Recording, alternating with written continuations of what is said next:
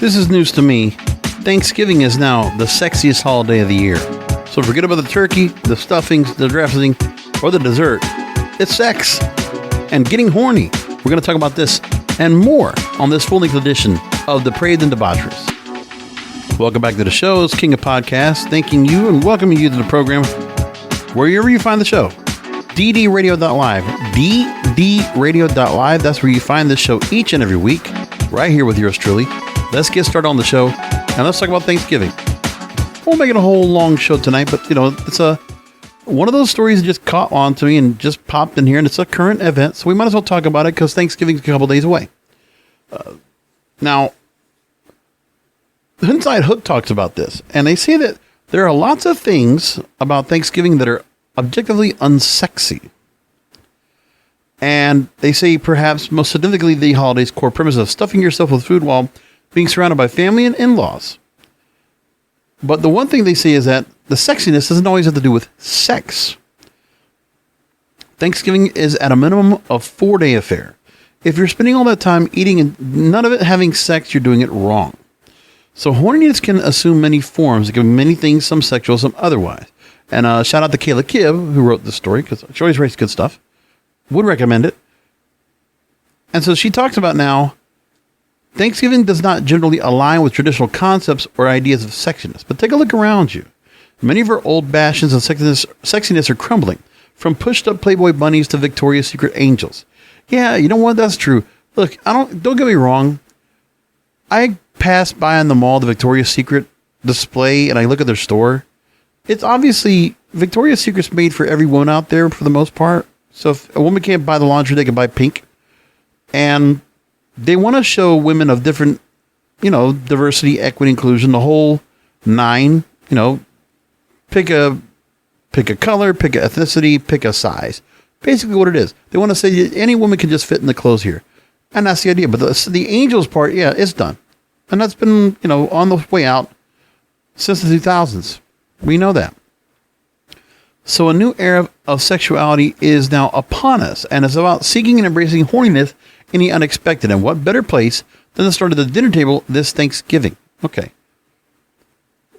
So one of the things you got to think about too is with Thanksgiving, it's cold. You want to nuzzle up. If you're dealing with the stress of dealing with family and what they might be saying at the dinner table, right? What if they're talking about politics?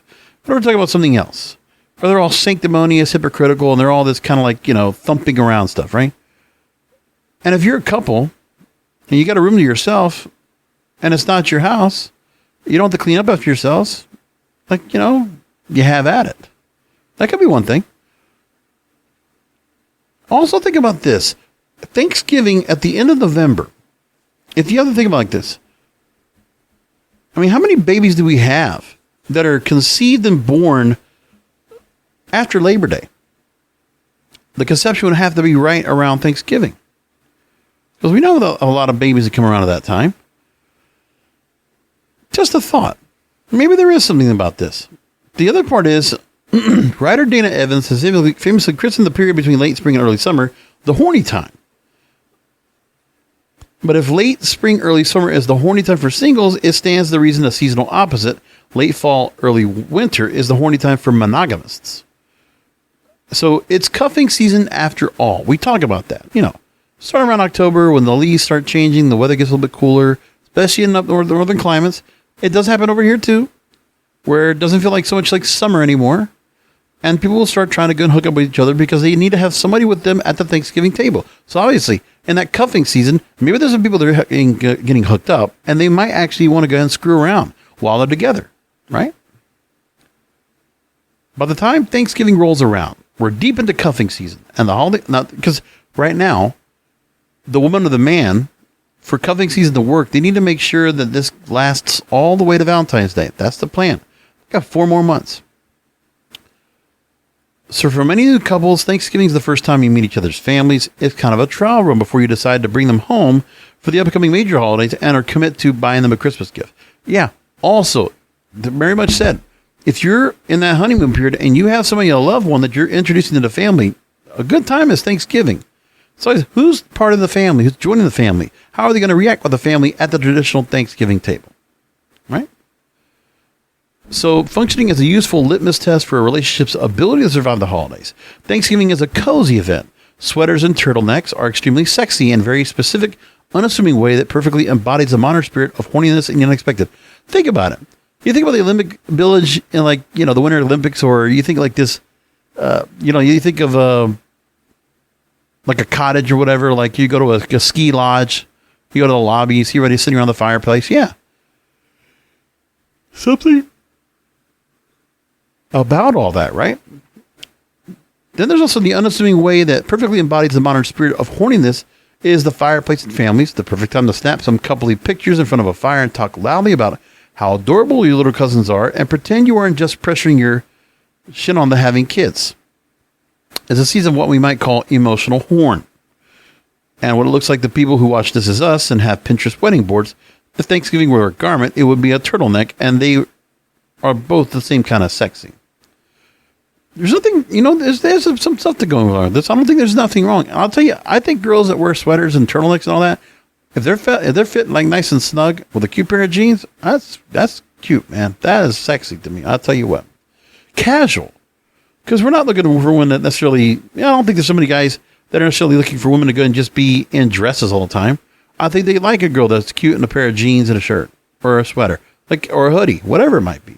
There's something about that. Like, how often do you see guys that are on dates, they want their girl to be casual and dressed down and not putting on so much makeup and just, be a little natural looking, because we like a good natural girl, everyday girl. We actually like that guy. Ladies, I mean, you maybe don't hear that enough, but it's true. The phenomenon of the hometown hookup is well documented. Some people have actually said from different publications, Complex, Mike, and the New York Post, declaring that Thanksgiving Eve is the best night of the year to get laid, while countless listicles have detailed exactly who those hometown ladies might be and who they won't be. So the hometown hookup, you're home, you're bored, you're surrounded by reminders of your adolescence. But now you're presumably smarter, more successful, and hopefully hotter. Now your chance to connect or reconnect with an ex or person who rejected you, or that person who didn't come out after college, the really cute guy who worked at the gas station when you were in 8th grade and he was a senior, but now apparently still works at the gas station. It's a time of regressing to the worst earlier version of ourselves. Yeah. The holidays always kind of piss me off. Now, the holidays as well, Thanksgiving's very specific. It's one of my favorite holidays. Unfortunately, I have a passing in the family of a very important loved one, so Thanksgiving doesn't feel as much Thanksgiving this year. And the other thing, too, is that my birthday normally runs somewhere on Thanksgiving, somewhere in that week, regularly. I can't tell you, but like every 4 days or so, every 4 years, Thanksgiving will land on my birthday, November 25th. And with that, I'll go on and okay, that's happening. And then my Thanksgiving dinner, probably have a cake next to it, birthday cake. And that's pretty much it. But I've had some bad times doing the whole deal of that, of going along and having Thanksgiving or my birthday kind of screwed up and ruined because of a number of things. And so my thing is, yeah, the regressions of adolescence and all the stuff that happened, yeah, it does piss me off. It really does suck. It sucks for me, man. I don't like it. So what are you going to do, right? When things slow down at work, that's what happens to me. When things slow down at work and I have those 4 days off, I got to do something else. It gets tough when everything slows down and the holidays happen. The Christmas is the same way. Christmas and New Year's, that last week of the year is just dead. And I'll tell you, it's not easy for me as a workaholic to go ahead and start thinking about other things. I tried 1 year to go to Jamaica before pandemic and I didn't bother to go. I was like, no, I can't do it. So it's all these things that are going on that really just mess with my mind. What can I say? Now, back to the story here. Thanksgiving is a time when we are inevitably forced to map and revisit some of our earliest sexual encounters. A time to gather with unsuspecting friends and loved ones on the couch where you might have given or received your first blowjob. Also time for driving around quietly, making mental note of all the places you had furtive car sex in high school. A time for banging your current SO in your childhood bedroom, or if you're a GD adult now who doesn't have to have car sex, right? The new era of sexuality, there's a shade of horniness for every season. So if you're baking locals or posting fireside snaps of you and this year's cuffing season kill, I encourage each and every one of you to take a quiet moment of reflection and ask yourself, what are you truly horny for this year? Yeah. Thanksgiving. It's a different take. And Kayla's not too far off. Because this time of year, it really does consume all that. I do believe that. It's true. I got more episodes to do. We're not going to go long tonight. We'll keep it short. Like, I know we'll do a full-length edition. Like, I mean, there's other things I could probably bring up on the show. Like, if I got some other things that are listing on the list here and I haven't done it yet. You know, one story I guess I'll bring up here, I haven't had a chance to talk about, but there's a new drug out there that I have not heard about yet. But it popped up on Vice. I'll bring it up now. It's called Tranq dope. Have you heard about this? It's animal tranquilizer. Xylazine. It's been linked to severe wounds and amputations. Detected in 40 states. Warning, warning. The high is non-existent. It's replaced by hours of unconsciousness followed by intense withdrawal. And when you come off of it only a couple months later, the detox is worse. And they talked to a couple of people that talked about this. One person they talked to was someone that already regularly uses opioids or uses heroin and fentanyl. Allie Gramlich, 28 years old, previously detoxed off of heroin and fentanyl, said she was sick for almost a week, but with Tranq, her dope sickness, which included constant vomiting, intense heart palpitations, chills, and a complete lack of energy, lasted 3 weeks. She was given drugs like methadone and clonidine to treat anxiety to help ease the withdrawal, but there was no comfort at all the entire time. The detox centers had no idea what they're in for. They don't have any idea how to treat it. And some of them don't even know what xylazine is. She went to a treatment and patient treatment program run by Recovery Centers of America, described as one of the nicer rehabs. She wasn't tested, but no one came across familiar with xylazine to discuss it with her. Started feeling normal again until after a week, and then she left rehab and went to a sober living house. Drug dealers also lose their fingers and toes using Tranq dope. How about that? And they talk about, this is in Philadelphia, epicenter for xylazine. And Vice News learned that the drug has spread to 39 states. Doctors, governments, the rehab industry are struggling to cope with its toxic effects. And some of the other symptoms are severe skin ulcers, wounds, and amputations.